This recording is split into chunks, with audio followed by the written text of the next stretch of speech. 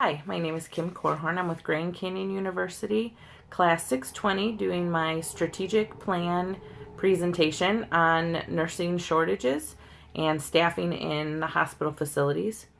By 2024, there will be over 1 million as the number for shortages of nurses. This is a really big number to consider when there are such critically sick patients in the hospital that we need to manage and take care of.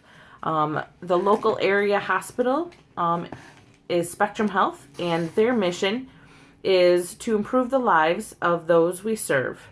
By doing this requires that we take adequate care of our patients from the nursing staff. In the goal that I have, it would be to maintain adequate nursing staff in every department in order to provide unparalleled clinical care to each patient. This can be done by communication to people in our community and the staff that Spectrum Health is committed and here to serve those in need of medical care with the most qualified staff and having low nurse to patient ratios. This is extremely important because with this nursing shortage and our need to increase our nursing staff, we find that there is more nurse burnout. There's a higher nurse to patient ratio. Most recently, I have seen on the labor and delivery floor specifically that they are usually a 1-to-1 in labor while the patients are in labor. And a nurse had to take 2 actively laboring patients and try to juggle between the 2. While one was delivering, she had to actually leave that patient and go to her other room where her other patient was 7 centimeters. This is incredibly unsafe for the patients, as you have the lives of the baby and the patients in jeopardy hanging there, depending on the nursing staff to care for both of them. So this is incredibly important. Nurse burnout increases when the nurse to patient ratio is increased.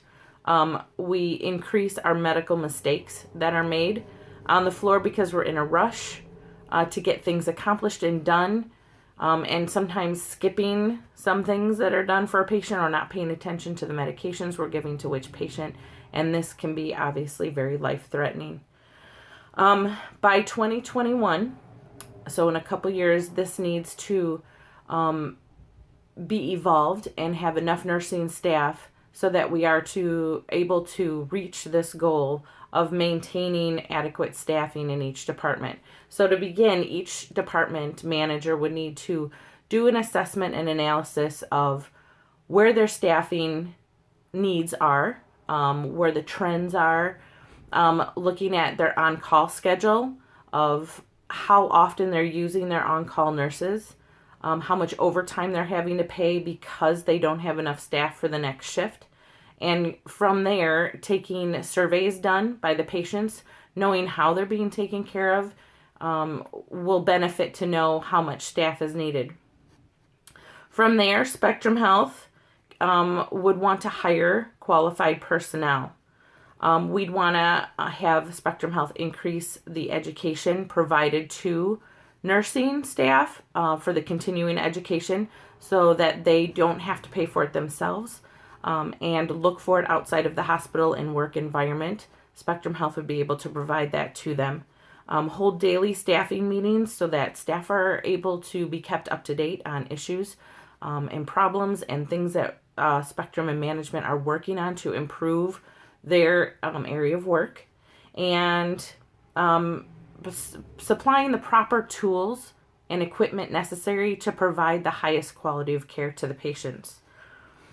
By doing this, then they are able to determine how much staff needs to be hired for nursing so that the nurse to patient ratio is decreased.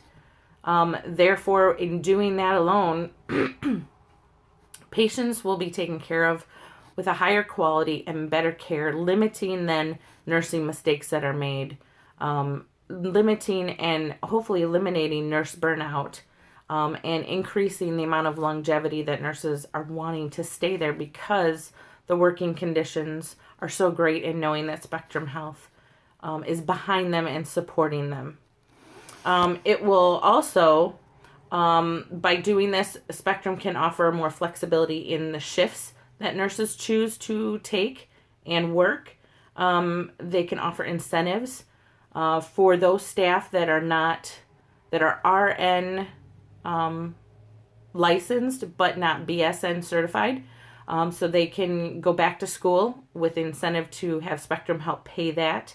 Again, the continuing education payment of that, and provide that opportunity, and possibly even consider increasing pay for those nurses that are there longer periods of time and for the longevity of their career to stay with Spectrum Health.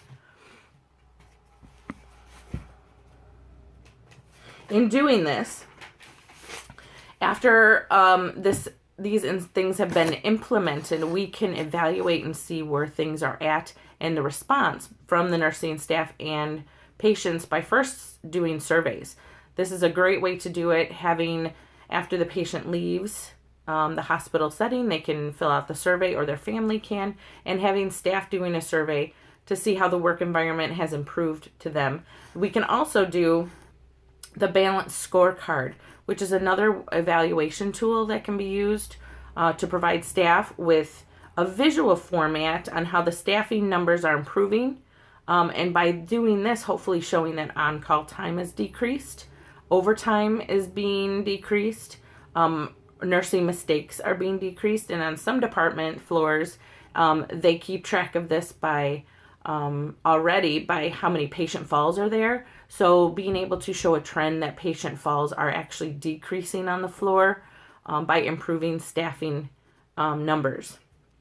And then showing the increase in longevity of staff will help encourage those that are new hires or newer, that they are able to achieve this, and this is an environment that they want to stay and work in.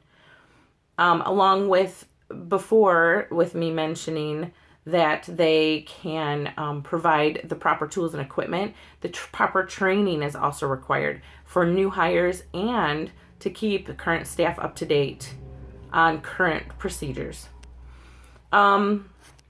With this being said, if all this is done properly, within a couple years, this goal will able to be reached, and Spectrum's mission of serving those in the community and providing the proper care and the best care that they can will be upheld, and things will improve in the work environment for Spectrum Health and the nursing staff. Thank you.